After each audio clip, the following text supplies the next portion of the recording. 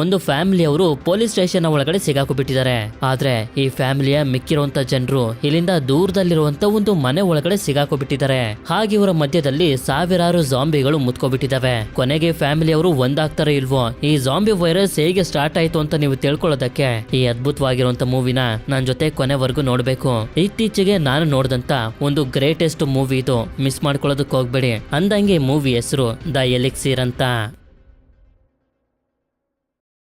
ಮೂವಿಯ ಮೊದಲ ಸೀನ್ನಲ್ಲಿ ನಮ್ಗೆ ಮೇರಿ ಅನ್ನೋ ಒಬ್ಳು ಹುಡುಗಿನ ತೋರಿಸ್ತಾರೆ. ಒಂದು ಮದ್ವೆ ಫಂಕ್ಷನ್ ನಡೀತಿರುತ್ತೆ. ಇದು ಹಳ್ಳಿ ಆಗಿರೋದ್ರಿಂದ ಇವಳು ಕೂಡ ಮದ್ವೆ ಮನೆಗೆ ಬಂದು ಸಣ್ಣ ಪುಟ್ಟ ಕೆಲಸಗಳನ್ನ ಮಾಡ್ತಿರ್ತಾಳೆ. ಆದ್ರೆ ಇದ್ದಕ್ಕಿದ್ದಂಗೆ ಇವಳಿಗೆ ಕೋಪ ಬಂದ್ಬಿಡುತ್ತೆ.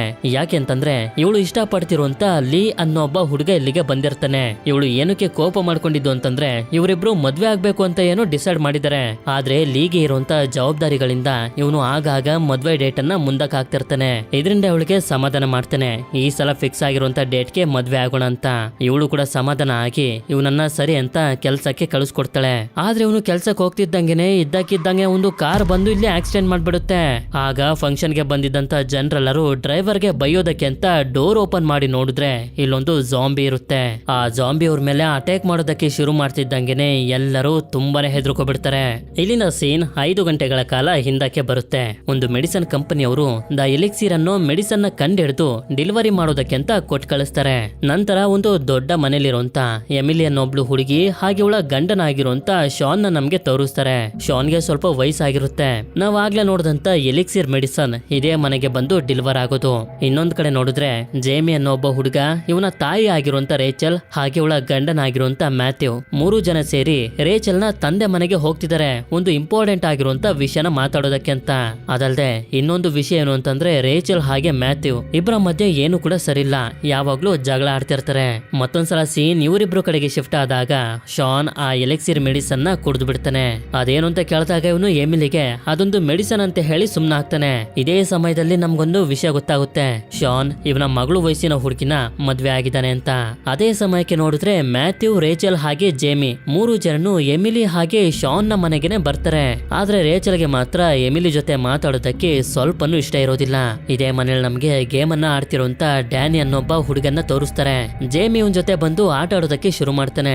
ಅಂದಂಗೆ ಡ್ಯಾನಿ ಬೇರೆ ಯಾರು ಅಲ್ಲ, ರೇಚಲ್ ನ ತಮ್ಮನೆ. ಹಾಗೆ ರೇಚಲ್ ನ ತಂದೆನೂ ಕೂಡ ಬೇರೆ ಯಾರು ಅಲ್ಲ, ನಾವ್ ಇಷ್ಟೊತ್ವರೆಗೂ ನೋಡಿದ್ವಲ್ಲ ಶಾನ್, ಅವನೇನೆ. ಆದ್ರೆ ಇಲ್ಲಿ ಸ್ನಾನ ಮಾಡ್ಕೊಂಡ್ ಬಂದಂತ ಶಾನ್ ಕನ್ನಡಿಲ್ ನೋಡಿ ತುಂಬಾನೇ ಶಾಕ್ ಆಗ್ಬಿಟ್ಟಿರ್ತಾನೆ. ಯಾಕೆ ಅಂತಂದ್ರೆ ಇಷ್ಟೊತ್ವರೆಗೂ ಮುತ್ಕಂದ್ ರೀತಿ ಇದ್ದಂತ ಇವನು ಈಗ ಯಂಗ್ ಆಗಿ ಕಾಣ್ತಿರ್ತಾನೆ.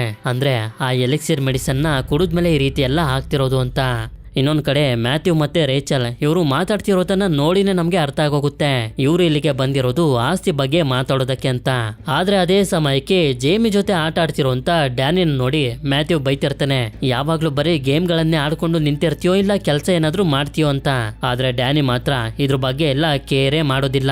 ಈ ಕಡೆ ಎಮಿಲಿ ಶಾನ್ ನೋಡಿ ತುಂಬಾನೇ ಶಾಕ್ ಹೋಗ್ತಾಳೆ. ಇವನು ಇಷ್ಟೊಂದು ಯಂಗ್ ಆಗಿ ಕಾಣೋದಕ್ಕೆ ಹೇಗ್ ಸಾಧ್ಯ ಅಂತ. ಆಗ ಇವನು ನಾನು ಈ ರೀತಿ ಕಾಣೋದಕ್ಕೆ ಎಲಿಕ್ಸಿರ್ ಮೆಡಿಸನ್ ಅಂತ ಹೇಳಿದಾಗ ಇವಳು ಸಂತೋಷ ಪಡ್ತಾಳೆ. ಇದಾದ್ಮೇಲೆ ಇವನು ಹೊರಗಡೆ ಬರ್ತಿದ್ದಂಗೆನೆ ಇವನನ್ನ ನೋಡಿದಂತ ರೇಚಲ್ ಹಾಗೆ ಮ್ಯಾಥ್ಯೂಗೂ ಕೂಡ ಅಷ್ಟೇ ಶಾಕ್ ಆಗುತ್ತೆ. ಆಗ ಇವನು ಎಲ್ಲಾನು ಇವ್ರಿಗೂ ಕೂಡ ಹೇಳಿ ಮುಖ್ಯವಾಗಿರುವಂತ ವಿಷಯನ ಹೇಳ್ತಾ ಹೋಗ್ತಾನೆ. ನಾನು ಕಂಪನಿಯಿಂದ ರಿಟೈರ್ಡ್ ಆಗ್ತಿಲ್ಲ, ನಾನೇ ಕಂಟಿನ್ಯೂ ಮಾಡ್ಬೇಕು ಅಂತ ಅನ್ಕೊಂಡಿದೀನಿ. ಹಾಗೆ ನನ್ನ ಈ ರೀತಿ ಯಂಗಾಗಿ ಕಾಣೋ ರೀತಿ ಮಾಡಿರುವಂತ ಎಲಿಕ್ಸಿರ್ ಮೆಡಿಸನ್ ನ ಇನ್ನೂ ಹೆಚ್ಚಾಗಿ ತಯಾರಿಸಿ ಮಾರ್ಬೇಕು ಅಂತ ಅನ್ಕೊಂಡಿದೀನಿ. ಇದರಿಂದ ಈ ಪ್ರಪಂಚದಲ್ಲಿ ನನ್ನಷ್ಟು ಶ್ರೀಮಂತ ಯಾರು ಇರೋದಿಲ್ಲ ಅಂತ. ಆದ್ರೆ ಇದನ್ನ ಕೇಳಿ ರೇಚಲ್ ಹಾಗೆ ಮ್ಯಾಥ್ಯೂಗೆ ತುಂಬಾನೇ ಬೇಜಾರಾಗುತ್ತೆ. ಯಾಕೆಂತಂದ್ರೆ ಇವರು ಇಲ್ಲಿಗೆ ಬಂದಿರೋದೇ ಆಸ್ತಿಗೋಸ್ಕರ. ಕಂಪನಿ ಡಿವೈಡ್ ಆಗುತ್ತೆ, ಅದರಲ್ಲಿ ನಮಗೂ ಕೂಡ ಪಾಲ್ ಸಿಗುತ್ತೆ ಅಂತ. ಇದೇ ಸಮಯದಲ್ಲಿ ನಮ್ಗೆ ಮತ್ತೊಂದು ವಿಷಯನೂ ಕೂಡ ಗೊತ್ತಾಗುತ್ತೆ. ಅದೇನು ಅಂತಂದ್ರೆ ಎಮಿಲಿ ಹಾಗೆ ರೇಚಲ್ ಸ್ಕೂಲಿಂದನೂ ಕೂಡ ತುಂಬಾ ಕ್ಲೋಸ್ ಫ್ರೆಂಡ್ಸ್ ಗಳಾಗಿದ್ರು. ಆದ್ರೆ ನಂತರ ಎಮಿಲಿ ರೇಚಲ್ ನ ತಂದೆನ ಇಷ್ಟಪಟ್ಟು ಮದ್ವೆ ಆಗೋದ್ಲು. ಇದರಿಂದಾನೇ ರೇಚಲ್ಗೆ ಇವಳ ಜೊತೆ ಮಾತಾಡೋದಕ್ಕೆ ಇಷ್ಟ ಇಲ್ಲ. ಎಮಿಲಿ ಇವಳ ತಂದೆಯ ಆಸ್ತಿಗೋಸ್ಕರ ಮದ್ವೆ ಆಗಿದ್ದಾಳೆ ಅಂತ. ಇದೇ ಕಾರಣದಿಂದ ಇವರ ಮಧ್ಯೆ ಎಲ್ಲ ಒಂದು ದೊಡ್ಡ ಜಗಳನೇ ಶುರುವಾಗೋಗುತ್ತೆ.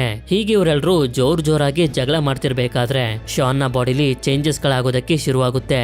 ಆ ಚೇಂಜಸ್ ಗಳು ಜಾಸ್ತಿ ಆಗ್ತಾ ಆಗ್ತಾ ಇವನಿಗೆ ತಡ್ಕೊಳ್ಳೋದಕ್ಕಾಗದೆ ರಕ್ತದ ವಾಮಿಟ್ ಅನ್ನ ಮಾಡಿ ಪ್ರಜ್ಞೆ ತಪ್ಪಿಡ್ತಾನೆ. ಆದ್ರೆ ನೋಡ್ದಾಗ್ಲೇ ಇವ್ರಿಗೆ ಗೊತ್ತಾಗೋದು ಅವನು ಉಸಿರನ್ನು ಕೂಡ ಆಡ್ತಿಲ್ಲ ಅಂತ. ಇದರಿಂದ ಇವ್ರಿಗೆ ಏನ್ ಮಾಡ್ಬೇಕು ಅಂತ ಕೈ ಕಾಲೇ ಆಡ್ತಿರೋದಿಲ್ಲ. ಆದ್ರೆ ಅದೇ ಸಮಯಕ್ಕೆ ಶಾನ್ ಸಡನ್ ಆಗಿ ಎದ್ದೊಳ್ತಾನೆ, ಅದು ಕೂಡ ಒಂದು ಜಾಂಬಿ ಆಗಿ. ನಂತರ ಇಲ್ಲೇ ಇದ್ದಂತ ಒಬ್ಬ ಕೆಲಸದವನ ಮೇಲೆ ಅಟ್ಯಾಕ್ ಮಾಡಿ ಕಚ್ಬಿಡ್ತಾನೆ. ಹಾಗೆ ಒಬ್ಬ ಸೆಕ್ಯೂರಿಟಿ ಗಾರ್ಡ್ ನ ಮೇಲೆ ವಾಂತಿ ಮಾಡಿದ್ರಿಂದ ಇವನ ರಕ್ತ ಬಾಯಿಯ ಒಳಗಡೆ ಹೊಟ್ಟೋಗುತ್ತೆ. ಇದಾದ್ಮೇಲೆ ಡ್ಯಾನಿ ಮೇಲೂ ಕೂಡ ಅಟ್ಯಾಕ್ ಮಾಡೋದಕ್ಕೆ ಬಂದಾಗ ಎಷ್ಟೇ ತಡಿತಿದ್ರು ಕೂಡ ಇವನು ಸುಮ್ನಾಗ್ತಾನೆ ಇರೋದಿಲ್ಲ. ಇದೇ ಸಮಯದಲ್ಲಿ ಡ್ಯಾನಿಯ ಕೈಯಲ್ಲಿ ಒಂದು ಬಿಲ್ಲು ಬಾಣದ ಗನ್ ಇರುತ್ತೆ. ಅದು ಮಿಸ್ ಆಗಿ ಪ್ರೆಸ್ ಆಗ್ತಿದ್ದಂಗೆನೆ ಬಾಣ ಬಂದು ಇವನಿಗೆ ಹೊಡೆದಿದ್ರಿಂದ ಸತ್ತೋಗ್ತಾನೆ. ಇದನ್ನ ನೋಡಿದಂತ ಎಮಿಲಿ ಅಂತೂ ತುಂಬಾ ಆಳೋದಕ್ಕೆ ಶುರು ಮಾಡ್ಬಿಡ್ತಾಳೆ. ಇದಾದ್ಮೇಲೆ ಮ್ಯಾಥ್ಯೂ ರಕ್ತ ಬಾಯಿಯ ಒಳಗಡೆ ಹೋಯ್ತಲ್ಲ, ಆ ಸೆಕ್ಯೂರಿಟಿ ಗಾರ್ಡ್ ನ ಪೊಲೀಸ್ ನ ಕರ್ಕೊಂಡ್ ಬಾ ಅಂತ ಕಾರ್ ನಲ್ಲಿ ಕಳಿಸ್ತಾನೆ. ಹಾಗೆ ಈ ಕಡೆ ಡ್ಯಾನಿ ಹೊರಗಡೆ ಬಂದು ಗೊತ್ತಿಲ್ಲದೆ ಇವನ ತಂದೆನ ಸಾಯಿಸಿರೋದ್ರಿಂದ ತುಂಬಾನೇ ದುಃಖ ಪಡ್ತಿರ್ತಾನೆ. ಹಾಗೆ ಇವನ ಹತ್ರ ರೇಚಲ್ ಕೂಡ ಬಂದು ಇವನಿಗೆ ಅರ್ಥ ಮಾಡಿಸ್ತಿರ್ತಾಳೆ, ಇದ್ರಲ್ಲಿ ನಿನ್ ತಪ್ಪೇನು ಇಲ್ಲ, ಅವರು ಕಂಟ್ರೋಲ್ಗೆ ಸಿಕ್ತಿರ್ಲಿಲ್ಲ, ಮಿಸ್ ಆಗಿ ಬಾಣ ಹೊಡಿತು, ಮರ್ತ್ ಬಿಡು ಅಂತ. ಇವನಿಗೆ ಎಷ್ಟೇ ಸಮಾಧಾನ ಮಾಡ್ತಿದ್ರು ಕೂಡ ಪಶ್ಚಾತ್ತಾಪ ಅಂತೂ ಕಾಡ್ತಾನೆ ಇರುತ್ತೆ. ಆದ್ರೆ ಇಲ್ಲಿ ಮನೆ ಒಳಗಡೆ ನೋಡಿದ್ರೆ ಶಾನ್ ಒಬ್ಬ ಕೆಲ್ಸದವನಿಗೆ ಕಚ್ಬಿಟ್ಟಿದ್ನಲ್ಲ, ಅವನು ಕೂಡ ಒಂದು ಜಾಂಬಿ ಆಗಿ ಎಲ್ಲರ ಮೇಲೆ ಅಟ್ಯಾಕ್ ಮಾಡ್ತಾ ಮತ್ತೊಬ್ಬ ವರ್ಕರ್ಗೂ ಕೂಡ ಕಚ್ಬಿಡ್ತಾನೆ. ಈ ಕಡೆ ಹೊರಗಡೆ ಇರುವಂತ ಡ್ಯಾನಿ ಹಾಗೆ ರೇಚಲ್ ಕೂಡ ನೋಡ್ತಾರೆ. ಇವರ ತಂದೆ ರೀತಿನೇ ಮನೇಲಿರುವಂತ ಕೆಲಸದವರು ಕೂಡ ಜಾಂಬಿಗಳಾಗ್ಬಿಟ್ಟಿದ್ದಾರೆ. ಅದರಲ್ಲಿ ಒಂದು ಜಾಂಬಿ ರೇಚಲ್ ನ ಮೇಲೆ ಅಟ್ಯಾಕ್ ಮಾಡೋದಕ್ಕೆ ಬಂದಾಗ ಡ್ಯಾನಿ ಅದನ್ನ ಕಾರಿಂದ ಗುದ್ಬಿಡ್ತಾನೆ. ಈ ಕಡೆ ನೋಡಿದ್ರೆ ಎಮಿಲಿ, ಮ್ಯಾಥ್ಯೂ, ಜೇಮಿ ಹಾಗೆ ಒಬ್ರು ಕೆಲಸದವರು ಈ ಮನೆಯಿಂದನೇ ಎಸ್ಕೇಪ್ ಆಗೋಗ್ತಾರೆ. ಆದ್ರೆ ರೇಚಲ್ ಮತ್ತೆ ಡ್ಯಾನಿ ಮನೆ ಒಳಗಡೆ ಬಂದು ನೋಡಿದ್ರೆ ಯಾರೊಬ್ರು ಕೂಡ ಇವರಿಗೆ ಸಿಗೋದಿಲ್ಲ. ಎಲ್ಲರೂ ಎಲ್ಲೂ ಹೋದ್ರು ಅಂತ ಇವರು ಹುಡುಕಾಡ್ತಿರ್ಬೇಕಾದ್ರೆ ಅದೇ ಸಮಯಕ್ಕೆ ಮತ್ತೊಂದು ಜಾಂಬಿ ಅಟ್ಯಾಕ್ ಮಾಡೋದಕ್ಕೆ ಅಂತ ಬರುತ್ತೆ. ಅದರಿಂದ ಇವರು ತಪ್ಪಿಸ್ಕೊಂಡು ಕಾರ್ ಹತ್ರ ಬಂದು ನೋಡಿದ್ರೆ ಇವರು ಗುದ್ದಿದ್ದಂತ ಜಾಂಬಿನೂ ಕೂಡ ಬರುತ್ತೆ. ಆದ್ರೆ ಹೇಗೋ ಮಾಡಿ ಅವುಗಳಿಂದೆಲ್ಲ ತಪ್ಪಿಸ್ಕೊಂಡು ಕಾರ್ನ ತಗೊಂಡು ಮುಂದೆ ಬಂದ್ಬಿಡ್ತಾರೆ. ಈ ಕಡೆ ಪೊಲೀಸ್ ನ ಕರ್ಕೊಂಡ್ ಬರೋದಕ್ಕೆ ಹೋಗ್ತಿದ್ದಾನಲ್ಲ ಸೆಕ್ಯೂರಿಟಿ ಗಾರ್ಡ್, ಇವನ ಬಾಯಿ ಒಳಗಡೆ ಶಾನ್ ನ ರಕ್ತ ಹೋಗಿರೋದ್ರಿಂದ ಇವನು ಕೂಡ ಜಾಂಬಿ ಆಗೋದಕ್ಕೆ ಶುರು ಮಾಡ್ತಾನೆ. ಇದರಿಂದ ಕಾರ್ ಕಂಟ್ರೋಲ್ಗೆ ಸಿಗದೆ ಇಲ್ಲೇ ಮದುವೆ ಫಂಕ್ಷನ್ ನಡೀತಿರುವಂತ ಜಾಗಕ್ಕೆ ಬಂದು ಆಕ್ಸಿಡೆಂಟ್ ಮಾಡ್ಬಿಡ್ತಾನೆ. ಆಗ ಇವನಿಗೆ ಬಯೋದಕ್ಕೆ ಬಂದಂತ ಜನರ ಮೇಲೆ ಈ ಜಾಂಬಿ ಅಟ್ಯಾಕ್ ಮಾಡೋದಕ್ಕೆ ಶುರು ಮಾಡುತ್ತೆ. ಅಂದ್ರೆ ಈಗ ಸೀನ್ ಪ್ರೆಸೆಂಟ್ ಗೆ ಬಂತು ಅಂತ. ನಂತರ ಸೀನ್ ಮ್ಯಾಥ್ಯೂ ಹಾಗೆ ಇವನ ಟೀಮ್ ನ ಕಡೆಗೆ ಶಿಫ್ಟ್ ಆದಾಗ ಇವರೆಲ್ಲರೂ ತಪ್ಪಿಸ್ಕೊಂಡು ಒಂದು ಟ್ರಕ್ ಹತ್ರ ಬರ್ತಾರೆ. ಆದ್ರೆ ಇದ್ರ ಕೀ ಇರೋದಿಲ್ಲ. ಅದೇ ಸಮಯಕ್ಕೆ ಇವರನ್ನ ಫಾಲೋ ಮಾಡ್ಕೊಂಡು ಒಂದು ಜಾಂಬಿನೂ ಕೂಡ ಬಂದ್ಬಿಟ್ಟಿರುತ್ತೆ. ಹೇಗೋ ಮಾಡಿ ಅದಕ್ಕೆ ಕಾಣದೇ ಇರೋ ರೀತಿ ಬಚ್ಚಿಟ್ಕೊಂಡಿರ್ತಾರೆ. ಇದೇ ಸಮಯದಲ್ಲಿ ಮ್ಯಾಥ್ಯೂನ ಫೋನ್ ರಿಂಗ್ ಆಗಿದ್ರಿಂದ ಇವರನ್ನ ಹುಡ್ಕೊಂಡ್ ಬಂದು ಅಟ್ಯಾಕ್ ಮಾಡೋದಕ್ಕೆ ಶುರು ಮಾಡುತ್ತೆ. ಇವರು ಕೂಡ ಅದನ್ನ ತಡೆಯೋದಕ್ಕೆ ಏನೇನಾಗುತ್ತೋ ಎಲ್ಲಾನು ಪ್ರಯತ್ನ ಪಡ್ತಿರ್ತಾರೆ. ಆದ್ರೆ ಅದೇ ಸಮಯಕ್ಕೆ ಮಳೆ ಬರೋದಕ್ಕೆ ಶುರು ಆಗಿದ್ರಿಂದ ಮಳೆನ ನೋಡಿ ಈ ಜಾಂಬಿ ಶಾಂತವಾಗೋಗುತ್ತೆ. ಇದೇ ಸಮಯದಲ್ಲಿ ಇವರು ಕೂಡ ಎಸ್ಕೇಪ್ ಆಗೋಗ್ತಾರೆ. ಆಗ ಕಾಲ್ ಮಾಡಿದಂತ ರೇಚಲ್ಗೆ ಅವರೆಲ್ಲರೂ ಸೇಫ್ ಆಗಿ ಮನೆಯಿಂದ ಹೊರಗಡೆ ಬಂದಿರುವಂತ ವಿಷಯ ಗೊತ್ತಾಗುತ್ತೆ. ಅದಕ್ಕೆ ಇವಳು ಮತ್ತೆ ಡ್ಯಾನಿ ಡಿಸೈಡ್ ಮಾಡ್ತಾರೆ ಹೋಗಿ ಅವರೆಲ್ಲರನ್ನು ಪಿಕಪ್ ಮಾಡ್ಬೇಕು ಅಂತ. ನಂತರ ಮ್ಯಾಥ್ಯೂನ ಟೀಮ್ನವರೆಲ್ಲ ಹೀಗೆ ಸ್ವಲ್ಪ ಮುಂದೆ ಬಂದಾಗ ಫಂಕ್ಷನ್ ನಡೀತಿರುವಂತ ಜಾಗದಲ್ಲಿ ನೋಡ್ತಾರೆ. ಇಲ್ಲೂ ಕೂಡ ಎಲ್ಲರೂ ಜಾಂಬಿಗಳಾಗೋಗಿರ್ತಾರೆ. ಆದ್ರಿಂದ ನಿಧಾನವಾಗಿ ಇವರು ಮುಂದೆ ಹೋಗ್ತಿರ್ಬೇಕಾದ್ರೆ ಇದ್ದಕ್ಕಿದ್ದಂಗೆನೆ ಒಂದು ಜಾಂಬಿ ಬಂದು ಕೆಲ್ಸದವಳನ್ನೇ ಹಿಡ್ಕೊಬಿಡುತ್ತೆ. ಅದಕ್ಕೆ ಮಿಕ್ತವರು ಒಳಗಡೆ ಬಂದು ಗೇಟ್ ಅನ್ನ ಹಾಕೊಂಡಿದ್ರಿಂದ ಜಾಂಬಿಸ್ಗಳಿಗೆ ಅವ್ರ ಹತ್ರ ಹೋಗೋದಕ್ಕಾಗೋದಿಲ್ಲ.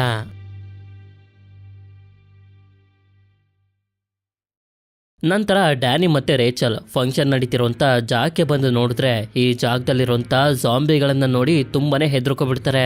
ಹಾಗೆ ಇವ್ರು 3 ಜನ ಮನೆ ಒಳಗಡೆ ಬಂದು ನಿಧಾನವಾಗಿ ಡೋರ್ ಅನ್ನ ಹಾಕಿ ನೀರನ್ನ ಕುಡಿತಿರ್ಬೇಕಾದ್ರೆ ಅದೇ ಸಮಯಕ್ಕೆ ರೇಚಲ್ ಕಾಲ್ ಮಾಡಿ ಹೇಳ್ತಾಳೆ, ನೀವ್ ಹೇಳಿರುವಂತ ಜಾಗಕ್ಕೆ ಬಂದಿದೀವಿ, ಎಲ್ಲಿದ್ದೀರಾ ಅಂತ. ಮನೆ ಒಳಗಡೆ ಇದೀವಿ ಅಂತ ಹೇಳಿದಾಗ ಇವಳು ಕೂಡ ಹಾರನ್ ಶಬ್ದನ ಕೇಳಿಸ್ಕೊಂಡು ನಮ್ಮ ಹತ್ರ ಬನ್ನಿ ಅಂತ ಹೇಳಿ ಇವಳು ಹಾರನ್ ಮಾಡೋದಕ್ಕೆ ಶುರು ಮಾಡಿದ್ರಿಂದ ಇಲ್ಲಿದ್ದಂತ ಎಲ್ಲಾ ಜಾಂಬಿಗಳು ಇವ್ರ ಕಡೆಗೆನೆ ಅಟ್ರಾಕ್ಟ್ ಆಗ್ಬಿಡ್ತವೆ. ಇದರಿಂದ ಈ ಜಾಗನ ಖಾಲಿ ಮಾಡೋದನ್ನ ಬಿಟ್ಟು ಬೇರೆ ದಾರಿ ಇವ್ರ ಹತ್ರ ಉಳಿದಿರೋದಿಲ್ಲ. ಅವ್ರು ಹೋಗ್ತಿದ್ರೆ ಜಾಂಬಿಗಳು ಕೂಡ ಅವರನ್ನ ಫಾಲೋ ಮಾಡ್ಕೊಂಡೇ ಹೋಗ್ತಾ ಇರ್ತವೆ. ಈ ಕಡೆ ಇವ್ರ 3 ಜನರಿಗೂ ಹೊರಗಡೆ ಜಾಸ್ತಿ ಜಾಂಬಿಗಳಿಲ್ಲ ಅಂತ ಗೊತ್ತಾಗಿ ನಿಧಾನವಾಗಿ ಹೊರಗಡೆ ಬಂದು ತಪ್ಪಿಸ್ಕೊಂಡು ಹೋಗೋದಕ್ಕೆ ಅಂತ ಕಾರ್ ಹತ್ರ ಬಂದ್ರೆ ಇದು ಆಕ್ಸಿಡೆಂಟ್ ಆಗಿ ಕೆಟ್ಟೋಗಿರುತ್ತೆ. ಅದೇ ಸಮಯಕ್ಕೆ ಉಳ್ಕೊಂಡಿರುವಂತ ಅಲ್ಪ ಸ್ವಲ್ಪ ಜಾಂಬಿಗಳು ಇವರನ್ನ ಫಾಲೋ ಮಾಡೋದಕ್ಕೆ ಶುರು ಮಾಡಿದಾಗ ಇವರು ಕೂಡ ತಪ್ಪಿಸ್ಕೊಳ್ತಾ ಒಂದು ಮನೆ ಹತ್ರ ಬರ್ತಾರೆ. ಎಮಿಲಿ ಹಾಗೆ ಜೇಮಿ ಏನೋ ಮನೆ ಒಳಗಡೆ ಬಂದ್ಬಿಡ್ತಾರೆ. ಆದ್ರೆ ಮ್ಯಾಥ್ಯೂ ಒಂದು ಜಾಂಬಿ ಜೊತೆ ಫೈಟ್ ಮಾಡೋದಕ್ಕೆ ಅಂತ ಹೋಗಿರ್ತಾನೆ. ಸ್ವಲ್ಪ ಹೊತ್ತಿನ ನಂತರ ಆ ಜಾಂಬಿನ ಸಾಯಿಸಿ ಇವನು ಕೂಡ ಒಳಗಡೆ ಬರ್ತಾನೆ. ಈ ಕಡೆ ಇವರಿಬ್ರು ಕಾರ್ ನಲ್ಲಿ ಹೋಗ್ತಿರ್ಬೇಕಾದ್ರೆ ತುಂಬಾ ಟೆನ್ಷನ್ ಮಾಡ್ಕೊಂಡಿರ್ತಾರೆ. ಅವ್ರೆಲ್ಲಾರನು ಅಲ್ಲೇ ಬಿಟ್ಬಿಟ್ಟು ಬಂದ್ಬಿಟ್ವಲ್ಲ ಅಂತ. ಇದರಿಂದ ಹೀಗೆ ಫೋನ್ ನ ನೋಡ್ಕೊಂಡು ಹೋಗ್ತಿರ್ಬೇಕಾದ್ರೆ ಇವರ ಕಾರ್ಗೆ ಒಂದು ಆಕ್ಸಿಡೆಂಟ್ ಆಗೋಗುತ್ತೆ. ಆಗ ಇಲ್ಲೇ ಹೋಗ್ತಿದ್ದಂತ ಒಬ್ಬ ಟ್ರಕ್ ನ ಡ್ರೈವರ್ ಇವರಿಗೆ ಹೆಲ್ಪ್ ಮಾಡೋದಕ್ಕೆ ಅಂತ ಬರ್ತಾನೆ. ಆದ್ರೆ ಅದೇ ಸಮಯಕ್ಕೆ ಡ್ಯಾನಿ ಮತ್ತೆ ರೇಚಲ್ ನ ಕಾರನ್ನ ಫಾಲೋ ಮಾಡ್ಕೊಂಡು ಬಂದಿದ್ವಲ್ಲ ಜಾಂಬಿಗಳು, ಅವುಗಳು ಟ್ರಕ್ ನಲ್ಲಿ ಇದ್ದಂತ ಜನರ ಮೇಲೆ ಅಟ್ಯಾಕ್ ಮಾಡ್ತಾ ಇವರೆಲ್ಲಾರನು ಇನ್ಫೆಕ್ಟ್ ಮಾಡೋದಕ್ಕೆ ಶುರು ಮಾಡ್ತವೆ. ಡ್ರೈವರ್ ಅವರನ್ನ ಕಾಪಾಡೋದಕ್ಕೆ ಅಂತ ಹೋಗ್ತಾನೆ, ಆದ್ರೆ ಇವರಿಬ್ರು ಮಾತ್ರ ಇಲ್ಲಿಂದ ತಪ್ಪಿಸ್ಕೊಂಡು ಹೋಗ್ತಿರ್ತಾರೆ. ಅಷ್ಟೇ ಅಲ್ಲದೆ ಇಷ್ಟೊತ್ತಿಗೆ ಟ್ರಕ್ ನಲ್ಲಿದ್ದಂತ ಜನರು ಕೂಡ ಇನ್ಫೆಕ್ಟ್ ಆಗೋಗಿರ್ತಾರೆ. ಈ ಕಡೆ ಇವ್ರು 3 ಜನ ಬಚ್ಚಿಟ್ಕೊಂಡಿದಾರಲ್ಲ ಮನೇಲಿ. ಮ್ಯಾಥ್ಯೂನ ಮೈಯಿನ ಮೇಲೆ ಇಷ್ಟೊಂದು ರಕ್ತ ಇರೋದ್ರಿಂದ ಅದನ್ನ ಒರೆಸೋದಕ್ಕೆ ಅಂತ ಎಮಿಲಿ ಬಟ್ಟೆನ ಹುಡ್ಕೊಂಡು ಹೋಗ್ತಾಳೆ. ಅದೇ ಸಮಯಕ್ಕೆ ಮ್ಯಾಥ್ಯೂಗೆ ಅರ್ಥ ಆಗೋಗುತ್ತೆ ಇವನ್ಗೂ ಕೂಡ ಒಂದು ಜಾಂಬಿ ಕಚ್ಬಿಟ್ಟಿದೆ ಅಂತ. ಅದಕ್ಕೆ ಇವನ ಮಗನ್ಗೆ ಹೇಳ್ತಿರ್ತಾನೆ, ನಾನು ನಿನ್ನ ಹಾಗೆ ನಿನ್ನ ತಾಯಿನ ತುಂಬಾನೇ ಪ್ರೀತಿ ಮಾಡ್ತೀನಿ, ಇನ್ಮೇಲಿಂದ ನೀನೇ ನಿನ್ ತಾಯಿನ ಚೆನ್ನಾಗಿ ನೋಡ್ಕೊಳ್ಬೇಕು ಅಂತ ತಪ್ಕೊಬಿಡ್ತಾನೆ. ಅದೇ ಸಮಯಕ್ಕೆ ಎಮಿಲಿ ಬಂದು ನೋಡಿದ್ರೆ ಮ್ಯಾಥ್ಯೂ ಕೂಡ ಜಾಂಬಿ ಆಗ್ತಿರೋದನ್ನ ನೋಡಿ ಹೆದರ್ಕೊಂಡು ಜೇಮಿನ ಕರ್ಕೊಂಡು ಇಲ್ಲೇ ಇದ್ದಂತ ಒಂದು ರೂಮ್ಗೆ ಬಂದು ಲಾಕ್ ಮಾಡ್ಬಿಡ್ತಾಳೆ.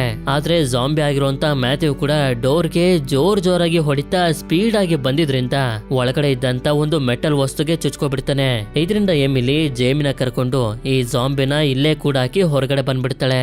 ಈ ಕಡೆ ಪೊಲೀಸ್ ಸ್ಟೇಷನ್ ಅಲ್ಲಿ ಯಾವುದೋ ಒಂದು ಸೆಲೆಬ್ರೇಷನ್ಗೆ ಅಂತ ಪಟಾಕಿಗಳನ್ನ ತಂದಿಟ್ಕೊಂಡಿರ್ತಾರೆ. ಹಾಗೆ ನಾವಾಗ್ಲೇ ನೋಡಿದ್ವಲ್ಲ ಅಲ್ಲಿ ಅವನು ಕೂಡ ಪೊಲೀಸ್ ಆಗಿರೋದ್ರಿಂದ ಇಲ್ಲೇ ಇರ್ತಾನೆ.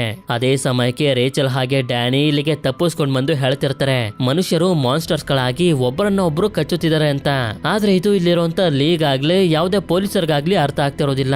ಆಗ ಇಲ್ಲಿಗೆ ಹೊರಗಡೆಯಿಂದ ಒಬ್ಬ ಆಫೀಸರ್ ಬಂದು ಇದು ಎಮರ್ಜೆನ್ಸಿ ಸಮಯ ಅಂತ ಎಲ್ಲಾ ಪೊಲೀಸರನ್ನ ಕರ್ಕೊಂಡು ಹೋಗ್ತಾನೆ. ಆದ್ರೆ ಲೀ ಮಾತ್ರ ರೇಚಲ್ ಹಾಗೆ ಡ್ಯಾನಿ ಹತ್ರನೇ ಉಳ್ಕೋತಾನೆ. ಈ ಕಡೆ ನೋಡಿದ್ರೆ ಎಮಿಲಿ ಹಾಗೆ ಜೇಮಿ ಇರುವಂತ ಮನೆಗೆ ಅದೇ ಸಮಯಕ್ಕೆ ಮೇರಿನು ಕೂಡ ಹೇಗೋ ಮಾಡಿ ಇಲ್ಲಿಗೆ ಬರ್ತಾಳೆ. ಯಾಕೆಂತಂದ್ರೆ ಈ ಮನೆ ಇವಳದೇನೆ. ಹೇಳ್ಬೇಕು ಅಂತಂದ್ರೆ ಇಷ್ಟೊತ್ವರೆಗೂ ಇವಳು ಜಾಂಬಿಗಳಿಂದ ಬಚ್ಚಿಟ್ಕೊಂಡಿದ್ಲು. ಈ ಕಡೆ ಚೆಕ್ ಮಾಡೋದಕ್ಕೆ ಅಂತ ಬಂದಂತ ಪೊಲೀಸರು ನೋಡ್ತಾರೆ, ಜನರೆಲ್ಲರೂ ಒಬ್ಬರನ್ನೊಬ್ರು ತಿಂತಿರ್ತಾರೆ. ಕಂಟ್ರೋಲ್ ಮಾಡೋದಕ್ಕೆ ನೋಡಿದ್ರೆ ಅವರು ಇವ್ರ ಮೇಲೆನೆ ಅಟ್ಯಾಕ್ ಮಾಡೋದಕ್ಕೆ ಶುರು ಮಾಡ್ಬಿಡ್ತಾರೆ. ಈ ಕಡೆ ಮೇರಿನು ಕೂಡ ಲೀಗೆ ಫೋನ್ ಮಾಡಿ ಎಲ್ಲಾ ವಿಷಯನೂ ಹೇಳ್ತಾಳೆ, ಎಲ್ಲರೂ ಸತ್ತೋದ್ರು ನಾನು ಒಬ್ಳೆ ಉಳ್ಕೊಂಡಿರೋದು ಅಂತ. ಅದೇ ಸಮಯಕ್ಕೆ ಹೊರಗಡೆ ಹೋಗಿದಂತ ಪೊಲೀಸರಲ್ಲಿ ಒಬ್ಬ ತಪ್ಪಿಸ್ಕೊಂಡು ಬಂದಿದ್ರಿಂದ ಇವನನ್ನ ಒಳಗಡೆ ಕರ್ಕೊಂಡು ಬಾಕ್ಲಾಗ್ತಾರೆ. ಆದ್ರೆ ಇವನು ಕೂಡ ಇನ್ಫೆಕ್ಟ್ ಆಗಿರೋದ್ರಿಂದ ಡ್ಯಾನಿ ಲೀ ಹತ್ರ ಇದ್ದಂತ ಗನ್ ಅನ್ನ ಕಿತ್ಕೊಂಡು ಅವನಿಗೆ ಶೂಟ್ ಮಾಡ್ಬಿಡ್ತಾನೆ. ಏನಕ್ಕೆ ಶೂಟ್ ಮಾಡಿದೆ ಅಂತ ಲೀ ತುಂಬಾ ಕೋಪದಿಂದ ಕೇಳ್ತಿರ್ಬೇಕಾದ್ರೆ ಸತ್ತಿದ್ದಂತ ವ್ಯಕ್ತಿ ಮತ್ತೊಂದ್ಸಲ ಜಾಂಬಿ ಆಗಿ ಎದ್ದು ಇವರ ಮೇಲೆಲ್ಲ ಅಟ್ಯಾಕ್ ಮಾಡೋದಕ್ಕೆ ಶುರು ಮಾಡ್ಬಿಡ್ತಾನೆ. ಇವರು ಕೂಡ ಅದ್ರ ಜೊತೆ ಫೈಟ್ ಮಾಡ್ತಾ ಮಾಡ್ತಾ ಹೇಗೋ ಮಾಡಿ ತುಂಬಾ ಕಷ್ಟಪಟ್ಟು ಒಂದು ಸೆಲ್ನ ಒಳಗಡೆ ಹಾಕಿ ಬಂಧಿಸ್ತಾರೆ. ಲೀಗಂತೂ ಇಲ್ಲೆಲ್ಲ ಏನ್ ನಡೀತಿದೆ ಅಂತಾನೆ ಅರ್ಥ ಆಗ್ತಿರೋದಿಲ್ಲ. ಆಗ ಡ್ಯಾನಿ ಅವನಿಗೆ ಅರ್ಥ ಮಾಡಿಸ್ತಾನೆ, ಮೊದಲು ನೀವು ಬೇರೆ ಪೊಲೀಸರನ್ನ ಸಹಾಯಕ್ಕೋಸ್ಕರ ಕರೀರಿ ಅಂತ. ಸರಿ ಅಂತ ಹೇಳಿ ಇವನು ಕೂಡ ಕಾಲ್ ಮಾಡ್ತಿರ್ತಾನೆ. ಇದೇ ಸಮಯದಲ್ಲಿ ರೇಚಲ್ ಕೂಡ ಮ್ಯಾಥ್ಯೂಗೆ ಕಾಲ್ ಮಾಡೋದಕ್ಕೆ ಟ್ರೈ ಮಾಡ್ತಿದ್ರೆ ಕಾಲ್ ಅಂತೂ ಹೋಗ್ತಾನೆ ಇರೋದಿಲ್ಲ. ಇದರಿಂದ ಅವಳು ಗಾಬರಿ ಪಟ್ಕೊಬಿಟ್ಟಿರ್ತಾಳೆ, ಮ್ಯಾಥ್ಯೂಗೆ ಏನಾಯ್ತೋ ಜೇಮಿಗೆ ಏನಾಯ್ತೋ ಅಂತ. ಆಗ ಡ್ಯಾನಿ ಬಂದು ಇವಳಿಗೆ ಸಮಾಧಾನ ಮಾಡ್ತಿರ್ತಾನೆ, ನೀನೇನು ತಲೆ ಕೆಡ್ಸ್ಕೊಳ್ಳೋದಕ್ಕೆ ಹೋಗ್ಬೇಡ, ಏನು ಆಗಿರೋದಿಲ್ಲ ಅಂತ. ಅಷ್ಟೇ ಅಲ್ದೆ ಇವರಿಬ್ರು ಮಾತಾಡ್ಕೊಳ್ತಿರೋದ್ರಿಂದ ನಮ್ಗೆ ಗೊತ್ತಾಗೋಗುತ್ತೆ ಮ್ಯಾಥ್ಯೂ ರೇಚಲ್ಗೆ ಮೋಸ ಮಾಡ್ತಿದ್ದ ಅಂತ. ಅದೇ ಸಮಯಕ್ಕೆ ಎಮಿಲಿನೇ ರೇಚಲ್ಗೆ ಕಾಲ್ ಮಾಡಿದಾಗ ಮೊದ್ಲು ಇವಳು ಜೇಮಿ ಜೊತೆ ಮಾತಾಡಿ ಸಮಾಧಾನ ಆಗ್ತಾಳೆ. ಆದ್ರೆ ನಂತರ ಎಮಿಲಿ ಇವಳಿಗೆ ಹೇಳ್ತಾ ಹೋಗ್ತಾಳೆ, ಮ್ಯಾಥ್ಯೂ ಕೂಡ ಆ ಜಾಂಬಿಗಳ ರೀತಿ ಆಗ್ಬಿಟ್ಟಿದ್ದಾನೆ ಅಂತ. ಇದರಿಂದ ಇವಳಿಗಂತೂ ಹೇಳ್ಕೊಳ್ಳೋದಕ್ಕಾಗದಿರೋಷ್ಟು ದುಃಖ ಆಗೋಗುತ್ತೆ. ಆದ್ರೆ ಹೊರಗಡೆ ನೋಡಿದ್ರೆ ಎಲ್ಲಾ ಜಾಂಬಿಸ್ಗಳು ಪೊಲೀಸ್ ಸ್ಟೇಷನ್ ಕಡೆಗೆನೆ ಅಟ್ರಾಕ್ಟ್ ಆಗಿ ಬರ್ತಿರ್ತವೆ. ಇಷ್ಟೊತ್ತಿಗೆ ಇಲ್ಲಿಗೆ ತುಂಬಾ ಜಾಂಬಿಗಳು ಬಂದು ತಲುಪಿಟ್ಟಿರ್ತವೆ. ಅದೇ ಸಮಯಕ್ಕೆ ಇಲ್ಲಿ ಸಹಾಯಕ್ಕೆ ಅಂತ ಬೇರೆ ಪೊಲೀಸರನ್ನ ಕರೆದಿದ್ನಲ್ಲ, ಅವರು ಇವನಿಗೆ ಕಾಲ್ ಮಾಡಿದಾಗ್ಲೇ ಇವನಿಗೆ ಗೊತ್ತಾಗೋದು ಇವ್ರಿಗೆ ಸಹಾಯ ಮಾಡೋದಕ್ಕೆ ಬರ್ತಿದ್ದಂತ ಪೊಲೀಸರು ಕೂಡ ಜಾಂಬಿಗಳ ಕೈಗೆ ಸಿಗಾಕೊಬಿಟ್ಟಿದ್ದಾರೆ ಅಂತ. ನಂತರ ಹೊರಗಡೆ ತೋರಿಸ್ತಾರೆ, ಹೌದು ಸಹಾಯ ಮಾಡೋದಕ್ಕೆ ಬಂದಿದ್ದಂತ ಪೊಲೀಸರನ್ನ ಜಾಂಬಿಗಳು ಈಗಾಗ್ಲೇ ಅಟ್ಯಾಕ್ ಮಾಡ್ಬಿಟ್ಟಿದಾವೆ. ನಂತರ ರೇಚಲ್ ಮತ್ತೊಂದ್ಸಲ ಎಮಿಲಿಗೆ ಕಾಲ್ ಮಾಡಿ ಇವಳಿಗೆ ಸಮಾಧಾನ ಮಾಡೋದಕ್ಕೆ ಶುರು ಮಾಡ್ತಾಳೆ. ಯಾಕೆ ಅಂತಂದ್ರೆ ಇಂತ ಒಂದು ಪರಿಸ್ಥಿತಿಲೂ ಕೂಡ ಇವಳಿಗೆ ಎಮಿಲಿ ಮೇಲೆ ದ್ವೇಷ ಸಾಧಿಸೋದಕ್ಕಾಗ್ತಿರೋದಿಲ್ಲ. ಇದೇ ಸಮಯದಲ್ಲಿ ಎಮಿಲಿನೂ ಕೂಡ ಇವಳಿಗೆ ಕ್ಲಿಯರ್ ಮಾಡ್ತಾಳೆ, ನಾನು ನಿಜವಾಗ್ಲೂ ನಿನ್ ತಂದೆನ ಇಷ್ಟಪಟ್ಟಿದ್ದೆ, ಆದ್ರಿಂದಾನೇ ಮದ್ವೆ ಆಗಿದ್ದು ಅಂತ.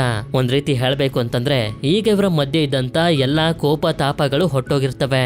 ಈ ಕಡೆ ಟೆರೆಸ್ ನ ಮೇಲಿರುವಂತ ಲೀ ಹಾಗೆ ಡ್ಯಾನಿ ನೋಡ್ತಾರೆ, ಮಸೀದಿಯಲ್ಲಿ ನಮಾಜ್ ಕೂಗ್ತಿದ್ದಂಗೆನೆ ಆ ಸೌಂಡ್ ಗೆ ಅಟ್ರಾಕ್ಟ್ ಆಗಿ ಜಾಂಬಿಗಳೆಲ್ಲ ಆ ಕಡೆಗೆನೆ ಹೋಗ್ತಿರ್ತವೆ.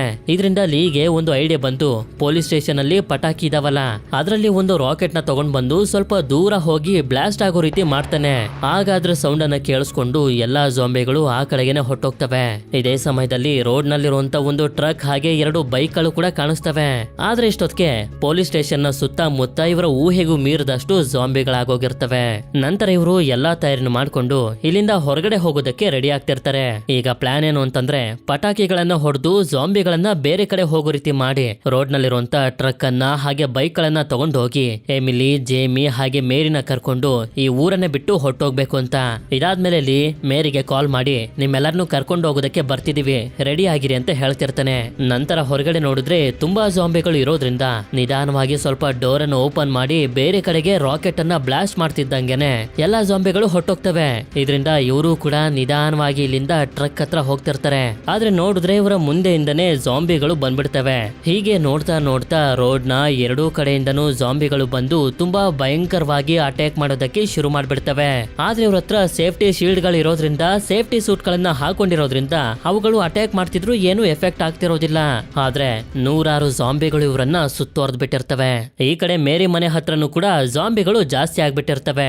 ಏನ್ ಮಾಡೋದು ಅಂತಾನೆ ಇವ್ರಿಗೂ ಕೂಡ ಅರ್ಥ ಆಗ್ತಿರೋದಿಲ್ಲ. ಅದೇ ಸಮಯಕ್ಕೆ ಮಳೆ ಬರೋದಕ್ಕೆ ಶುರುವಾಗಿದ್ರಿಂದ ಎಲ್ಲಾ ಜಾಂಬಿಗಳು ಶಾಂತವಾಗೋಗ್ತವೆ. ಇದರಿಂದ ಲೀ, ಡ್ಯಾನಿ ಹಾಗೆ ರೇಚಲ್ ಕೂಡ ಇಲ್ಲಿಂದ ತಪ್ಪಿಸ್ಕೊಂಡು ಹೋಗ್ತಿರ್ತಾರೆ. ಈ ಕಡೆ ಮೇರಿ, ಎಮಿಲಿ, ಜೇಮಿನು ಕೂಡ ಇದನ್ನೆಲ್ಲ ನೋಡಿ ಇದೇ ಸರಿಯಾದ ಸಮಯ ಅಂತ ಮೇರಿ ಹತ್ರ ಒಂದು ಬೈಕ್ ಇರುತ್ತೆ. ಆ ಬೈಕ್ ನ ತಗೊಂಡು ಮನೆಯಿಂದನೇ ಹೊರಗಡೆ ಬಂದ್ಬಿಡ್ತಾರೆ. ಆದ್ರೆ ಈ ಕಡೆ ಸ್ವಲ್ಪ ಹೊತ್ತಿನ ನಂತರ ಮಳೆ ಸ್ಟಾಪ್ ಆಗ್ತಿದ್ದಂಗೆನೆ ಜಾಂಬಿಗಳು ಮತ್ತೆ ಅಟ್ಯಾಕ್ ಮಾಡೋದಕ್ಕೆ ಶುರು ಮಾಡ್ಬಿಡ್ತವೆ. ಇದರಿಂದ ಲೀ ಹಾಗೆ ಡ್ಯಾನಿ ಇವುಗಳ ಮಧ್ಯ ಸಿಗಾಕೋಬಿಡ್ತಾರೆ. ಆದ್ರೆ ರೇಚಲ್ ಸ್ವಲ್ಪ ಸೇಫ್ ಆಗಿರುವಂತ ಜಾಗದಲ್ಲಿ ಇರ್ತಾಳೆ. ನಂತರ ಲೀ ಮತ್ತೆ ಡ್ಯಾನಿ ಅವುಗಳಿಂದ ತಪ್ಪಿಸ್ಕೊಂಡು ಮತ್ತೆ ಪೊಲೀಸ್ ಸ್ಟೇಷನ್ ಒಳಗಡೆ ಹೊಟ್ಟೋದ್ರೆ ಈ ಕಡೆ ರೇಚಲ್ ಕೂಡ ಆ ಟ್ರಕ್ ನ ಒಳಗಡೆ ಬಂದು ಸೇರ್ಕೋತಾಳೆ. ಆದ್ರೆ ಇದನ್ನ ಹೇಗ್ ಸ್ಟಾರ್ಟ್ ಮಾಡ್ಬೇಕು ಅಂತ ಇವಳಿಗೆ ಗೊತ್ತಿಲ್ಲ. ಇವಾಗ ಏನ್ ಮಾಡೋದು, ಈ ಜಾಗದಲ್ಲಿ ಸಿಗಾಕೋಬಿಟ್ಟೆ ಅಂತ ಇವಳು ತುಂಬಾ ಅಳ್ತಿರ್ತಾಳೆ. ಅದೇ ಸಮಯಕ್ಕೆ ಮೇರಿ ಹಾಗೆ ಇವಳ ಟೀಮ್ ನವರು ಇದೇ ರೋಡ್ ನಲ್ಲಿ ಬರ್ತಿರ್ತಾರೆ. ಆದ್ರೆ ಟ್ರಕ್ ಹತ್ರ ಜಾಂಬಿಗಳು ಇರೋದನ್ನ ನೋಡಿ ಸ್ಟಾಪ್ ಮಾಡಿರ್ತಾರೆ. ಆಗ ಅವರನ್ನ ನೋಡಿದಂತ ರೇಚಲ್ಗೆ ಗೊತ್ತಾಗುತ್ತೆ ಅದು ಬೇರೆ ಯಾರು ಅಲ್ಲ, ಎಮಿಲಿ ಮತ್ತೆ ಜೇಮಿನಿ ಅಂತ. ಆದ್ರೆ ಜಾಂಬಿಗಳು ಮೇರಿ ಟೀಮ್ ಅವರನ್ನ ನೋಡಿ ಇವರ ಕಡೆಗೆ ಬರ್ತಿದ್ರೆ ರೇಚಲ್ ಆಗ ರಾಕೆಟ್ ಅನ್ನ ಬೇರೆ ಕಡೆ ಬ್ಲಾಸ್ಟ್ ಮಾಡಿದ್ರಿಂದ ಅವುಗಳೆಲ್ಲ ಆ ಕಡೆ ಹೊಟ್ಟೋಗ್ತವೆ. ನಂತರ ಇವಳು ಇವಳ ಮಗ ಜೇಮಿ ಹಾಗೆ ಎಮಿಲಿನ ಮೀಟ್ ಮಾಡಿ ತುಂಬಾನೇ ಸಂತೋಷ ಪಡ್ತಾಳೆ. ಆದ್ರೆ ಅದೇ ಸಮಯಕ್ಕೆ ಒಂದು ಜಾಂಬಿ ಅವ್ರ ಹತ್ರ ಬಂದ್ಬಿಡುತ್ತೆ. ತುಂಬಾ ಕಷ್ಟಪಟ್ಟು ಹೇಗೋ ಮಾಡಿ ಅದನ್ನ ಸಾಯಿಸಿ ಟ್ರಕ್ ನ ಒಳಗಡೆ ಬಂದು ಮೇರಿ ಲೀಗೆ ಕಾಲ್ ಮಾಡಿ ಹೇಳ್ತಾಳೆ ನಾವೆಲ್ಲರೂ ಸೇಫ್ ಆಗಿ ಟ್ರಕ್ ನ ಒಳಗಡೆ ಇದೀವಿ ಅಂತ. ನಂತರ ಎಮಿಲಿ ಟ್ರಕ್ ಅನ್ನ ಸ್ಟಾರ್ಟ್ ಮಾಡ್ಕೊಂಡು ಮುಂದೆ ಬರ್ತಿರುವಂತ ಜಾಂಬಿಗಳಿಗೆಲ್ಲ ಗುದ್ದುತ್ತಾ ಪೊಲೀಸ್ ಸ್ಟೇಷನ್ ಕಡೆಗೇನೆ ಹೋಗ್ತಿರ್ತಾಳೆ.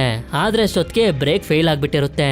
ಇದರಿಂದ ಕಂಟ್ರೋಲ್ ಮಾಡೋದಕ್ಕಾಗದೆ ಸೀದಾ ತಗೊಂಡ್ ಬಂದು ಪೊಲೀಸ್ ಸ್ಟೇಷನ್ಗೆನೆ ಕ್ರಾಶ್ ಮಾಡ್ಬಿಡ್ತಾಳೆ. ಆದ್ರೆ ನಂತರ ಹೊರಗಡೆ ಬಂದು ನೋಡಿದ್ರೆ ಕ್ರಾಶ್ ಮಾಡಿರೋದ್ರಿಂದ ಇಲ್ಲೇ ಇದ್ದಂತ ಡ್ಯಾನಿಯ ಕಾಲು ಒಂದು ಕಬ್ಬಿಣದ ಬಾಕ್ಸ್ ನ ಕೆಳಗಡೆ ಸಿಗಾಕೋಬಿಟ್ಟಿರುತ್ತೆ. ಎಷ್ಟೇ ಪ್ರಯತ್ನ ಪಟ್ಟರು ಕೂಡ ಅವನ ಕಾಲನ್ನ ಹೊರಗಡೆ ತೆಗೆಯೋದಕ್ಕೆ ಆಗ್ತಿರೋದಿಲ್ಲ. ಅಷ್ಟೇ ಅಲ್ಲದೆ ಹೊಡೆದೋಗಿರಂತ ಗೋಡೆಯ ಸಂಧಿಯಿಂದನೇ ಜಾಂಬಿಗಳು ಕೂಡ ಒಳಗಡೆ ಬರೋದಕ್ಕೆ ಶುರು ಮಾಡ್ಬಿಟ್ಟಿರ್ತವೆ. ಹೀಗೆ ಅವುಗಳು ಒಳಗಡೆ ಬರ್ತಿರ್ಬೇಕಾದ್ರೆ ಎಮಿಲಿ ನೋಡ್ತಾಳೆ ಸೇಫ್ ಆಗಿ ಹೋಗೋದಕ್ಕೆ ಒಂದು ದಾರಿ ಇದೆ. ಇದರಿಂದ ಡ್ಯಾನಿಯ ಕಾಲನ್ನ ಹೊರಗಡೆ ಎಳೆಯೋದಕ್ಕೆ ನೋಡ್ತಿದ್ರೆ ಬರ್ತಾನೆ ಇರೋದಿಲ್ಲ. ಈ ಕಡೆನೂ ಕೂಡ ಒಂದು ಜಾಂಬಿ ಬಂದು ಇವರ ಮೇಲೆಲ್ಲ ಅಟ್ಯಾಕ್ ಮಾಡೋದಕ್ಕೆ ಶುರು ಮಾಡ್ಬಿಟ್ಟಿರುತ್ತೆ. ಇವರು ಕೂಡ ಅದ್ರ ಜೊತೆ ಫೈಟ್ ಮಾಡಿ ತುಂಬಾ ಕಷ್ಟಪಟ್ಟು ಶೂಟ್ ಮಾಡಿ ಏನೋ ಸಾಯಿಸ್ಬಿಡ್ತಾರೆ. ಆದ್ರೆ ಡ್ಯಾನಿನ ಬಿಡಿಸೋದಕ್ಕಾಗದೆ ಇರೋದ್ರಿಂದ ನೀವೆಲ್ಲ ಹೋಗಿ ಅಂತ ಹೇಳ್ತಿರ್ತಾನೆ. ಅದೇ ಸಮಯಕ್ಕೆ ಈ ಕಡೆ ಲೀ ಹಾಗೆ ಮೇರಿ ಮೇಲೆ ಎಲ್ಲಾ ಜಾಂಬಿಗಳು ಅಟ್ಯಾಕ್ ಮಾಡ್ಬಿಟ್ಟಿರ್ತವೆ. ಆದ್ರೂ ಕೂಡ ಲೀ ಮದ್ವೆಗೆ ರೆಡಿ ಮಾಡಿ ಇಟ್ಕೊಂಡಿರುವಂತ ಉಂಗ್ರನೇ ಇವಳಿಗೆ ಕೊಡ್ತಿದ್ದಂಗೆನೆ ಇವಳು ಕೂಡ ಹಾಕುತ್ತಾಳೆ. ಸಾಯ್ತಾ ಸಾಯ್ತಾನೆ ಇಬ್ರು ಕೂಡ ಮದ್ವೆ ಆಗಿ ಸತ್ತೋಗ್ತಾರೆ. ಈ ಕಡೆ ಡ್ಯಾನಿಯ ಕಾಲನ್ನ ಬಿಡಿಸೋದಕ್ಕಾಗ್ತಿಲ್ಲ, ಜಾಂಬಿಗಳು ಕೂಡ ಜಾಸ್ತಿ ಆಗ್ಬಿಟ್ಟಿದಾವೆ. ಅದಕ್ಕೆ ಡ್ಯಾನಿ ನೀವೆಲ್ರೂ ಇಲ್ಲಿಂದ ಹೋಗಿ ಅಂತ ಹೇಳ್ತಿರ್ತಾನೆ. ಇವರೆಲ್ಲರಿಗೂ ಇಷ್ಟ ಇಲ್ಲ ಅಂದ್ರೂ ಕೂಡ ಬೇರೆ ದಾರಿ ಇಲ್ಲದೆ ಹೊಟ್ಟೋಗ್ತಾರೆ. ನಂತರ ಜಾಂಬಿಗಳೆಲ್ಲ ಡ್ಯಾನಿ ಹತ್ರ ಬರ್ತಿದ್ದಂಗೆನೆ ಒಂದು ಪಟಾಕಿನ ಟ್ರಕ್ ನ ಪೆಟ್ರೋಲ್ ಟ್ಯಾಂಕ್ ಹತ್ರ ಹಾಕಿ ದೊಡ್ಡ ಬ್ಲಾಸ್ಟ್ ಆಗೋ ರೀತಿ ಮಾಡ್ಬಿಡ್ತಾನೆ. ಇದ್ರಲ್ಲಿ ಎಲ್ಲಾ ಜಾಂಬಿಗಳು ಸತ್ತೋಗ್ತವೆ. ಇಷ್ಟೊತ್ತಿಗೆ ಇವ್ರ 3 ಜನ ಏನೋ ಹೊರಗಡೆ ಬಂದ್ಬಿಟ್ಟಿರ್ತಾರೆ. ಆದ್ರೆ ಡ್ಯಾನಿ ಇವರನ್ನ ಕಾಪಾಡೋದಕ್ಕೆ ಅವನ ಪ್ರಾಣನ ತ್ಯಾಗ ಮಾಡಿದ್ರಿಂದ ತುಂಬಾನೇ ದುಃಖ ಪಡ್ತಿರ್ತಾರೆ. ಇದೇ ದುಃಖ ಇವರೆಲ್ಲರೂ ಇವರನ್ನ ಇವರು ಸಂಭಾಳಿಸ್ಕೊಂಡು ರೋಡ್ ಹತ್ರ ಬಂದು ಇಲ್ಲಿರುವಂತ ಬೈಕ್ ಗಳನ್ನ ಚೆಕ್ ಮಾಡ್ತಿರ್ತಾರೆ. ಆದ್ರೆ ಆಗ ರೇಚಲ್ಗೆ ಗೊತ್ತಾಗುತ್ತೆ ಇವಳಿಗೂ ಕೂಡ ಜಾಂಬಿ ಕಚ್ಬಿಟ್ಟಿದೆ ಅಂತ. ಅದಕ್ಕೆ ಇವಳ ಮಗನ ಹತ್ರ ಬಂದು ಹೇಳ್ತಿರ್ತಾಳೆ ನಾನ್ ನಿನ್ ಜೊತೆ ಬರೋದಕ್ಕಾಗೋದಿಲ್ಲ, ನೀನು ಧೈರ್ಯವಾಗಿ ಎಮಿಲಿ ಆಂಟಿ ಜೊತೆ ಹೋಗು, ನಾನ್ ನಿನ್ನ ತುಂಬಾ ಪ್ರೀತಿ ಮಾಡ್ತೀನಿ, ಯಾವತ್ತೂ ಹೆದರ್ಕೊಳ್ಬೇಡ, ಸೇಫ್ ಆಗಿರು ಅಂತ. ಇವನ ಮಗ ಅಂತೂ ತುಂಬಾ ಅಳ್ತಿರ್ತಾನೆ. ಅದಲ್ದೆ ಎಮಿಲಿಗೂ ಕೂಡ ತುಂಬಾನೇ ದುಃಖ ಆಗ್ತಿರುತ್ತೆ. ಯಾಕೆಂತಂದ್ರೆ ಒಂದು ಕಾಲದಲ್ಲಿ ಅಷ್ಟು ಕ್ಲೋಸ್ ಫ್ರೆಂಡ್ಸ್ ಗಳಾಗಿದ್ದವ್ರು ಇವರು. ನೀವಿಬ್ರು ಇಲ್ಲಿಂದ ಹೊಟ್ಟೋಗಿ ಅಂತ ಹೇಳ್ತಿರ್ತಾಳೆ. ಆದ್ರೆ ಇನ್ನೂ ಕೂಡ ಬದುಕಿರುವಂತ ಜಾಂಬಿಗಳು ಇವ್ರ ಕಡೆಗೆನೆ ಬರ್ತಿರ್ತವೆ. ಬೇರೆ ದಾರಿ ಇಲ್ದೆ ಎಮಿಲಿನೂ ಕೂಡ ಜೇಮ್ನ ಕರ್ಕೊಂಡು ಬೈಕ್ ನಲ್ಲಿ ಹೊಟ್ಟೋಗ್ತಾಳೆ. ಇದರಿಂದ ರೇಚಲ್ ಆ ಜಾಂಬಿಗಳು ಅವರ ಹಿಂದೆ ಹೋಗದೆ ಇರ್ಲಿ ಅಂತ ಇವಳ ಹತ್ರನೇ ಪಟಾಕಿನ ಬ್ಲಾಸ್ಟ್ ಮಾಡ್ಕೊಂಡು ಆ ಜಾಂಬಿಗಳನ್ನ ತನ್ನ ಹತ್ರ ಅಟ್ರಾಕ್ಟ್ ಮಾಡ್ಕೋತಿರ್ತಾಳೆ. ಅಷ್ಟೇ ಅಲ್ದೆ ಇವಳು ಜಾಂಬಿ ಆಗೋದಕ್ಕಿಂತ ಮುಂಚೆ ಇವಳಿಗೆ ಶೂಟ್ ಮಾಡ್ಕೊಂಡು ಸತ್ತೋಗ್ತಾಳೆ. ನಂತರ ನಮ್ಗೆ ತೋರಿಸ್ತಾರೆ ಎಮಿಲಿ ಹಾಗೆ ಜೇಮಿ ಬೈಕ್ ನಲ್ಲಿ ತುಂಬಾ ಕಷ್ಟಪಟ್ಟು ಹಳ್ಳಿಯಿಂದಾನೇ ಹೊರಗಡೆ ಬಂದ್ಬಿಟ್ಟಿರ್ತಾರೆ. ಇದಾದ್ಮೇಲೆ ಇಲ್ಲಿಂದ ಸೀದಾ ಸೇಫ್ ಆಗಿ ಸಿಟಿ ಕಡೆಗೆ ಹೋಗ್ತಿರ್ತಾರೆ. ಆದ್ರೆ ಆಗ ನೋಡಿದ್ರೆ ಒಂದು ಜಾಂಬಿ ಅವರನ್ನ ಫಾಲೋ ಮಾಡ್ಕೊಂಡು ಸಿಟಿ ಕಡೆಗೆನೆ ಹೋಗುತ್ತೆ. ಅಂದ್ರೆ ಈ ಜಾಂಬಿಗಳು ಇಡೀ ಪ್ರಪಂಚದಲ್ಲೆಲ್ಲ ಹರಡ್ತವೆ ಅಂತ ನಮ್ಗೆ ಗೊತ್ತಾಗೋಗುತ್ತೆ. ಇದಾದ್ಮೇಲೆ ಸಿಟಿಯಲ್ಲಿರುವಂತ ಒಬ್ರು ವಯಸ್ಸಾಗಿರುವಂತ ಕಪಲ್ ನ ನಮ್ಗೆ ತೋರಿಸ್ತಾರೆ. ಇವರಿಗೆ ವಯಸ್ಸಾಗಿರೋದ್ರಿಂದ ಇವರ ಆಸೆ ಏನು ಅಂತಂದ್ರೆ ಮತ್ತೆ ನಾವು ಯಂಗ್ ಆಗಿ ಕಾಣ್ಬೇಕು ಅಂತ. ಆಗ ನಮ್ಗೆ ಇವರ ರೂಮ್ ನಲ್ಲಿ ಖಾಲಿ ಆಗಿರುವಂತ ಎಲಿಕ್ಸಿರ್ ಮೆಡಿಸನ್ ನ ಬಾಟಲ್ ಕಾಣಿಸುತ್ತೆ. ಇಲ್ಲಿಗೆ ಈ ಮೂವಿನೂ ಕೂಡ ಎಂಡ್ ಆಗೋಗುತ್ತೆ. ಈ ಮೂವಿ ನಿಮ್ಮೆಲ್ಲರಿಗೂ ಇಷ್ಟ ಆಗಿರುತ್ತೆ ಅಂತ ಅನ್ಕೊಂಡಿದೀನಿ. ಒಂದ್ಸಲ ನೀವೇ ಯೋಚನೆ ಮಾಡಿ, ಇಂಥ ಪರಿಸ್ಥಿತಿಲಿ ಏನಾದ್ರೂ ನೀವು ಸಿಗಾಕೋಬಿಟ್ರೆ ಏನೇನ್ ಮಾಡ್ತೀರಾ ಅಂತ ನನಗೆ ಕಮೆಂಟ್ ಮಾಡಿ ತಿಳಿಸಿ. ಹಾಗೆ ವಿಡಿಯೋ ಇಷ್ಟ ಆಗಿತ್ತು ಅಂತಂದ್ರೆ ಲೈಕ್ ಮಾಡಿ. ಸರಿ, ಸಿಗೋಣ ಮತ್ತೊಂದು ಅಮೇಜಿಂಗ್ ಆಗಿರುವಂತ ವಿಡಿಯೋದಲ್ಲಿ. Until then stay tune mister explainer Kannada.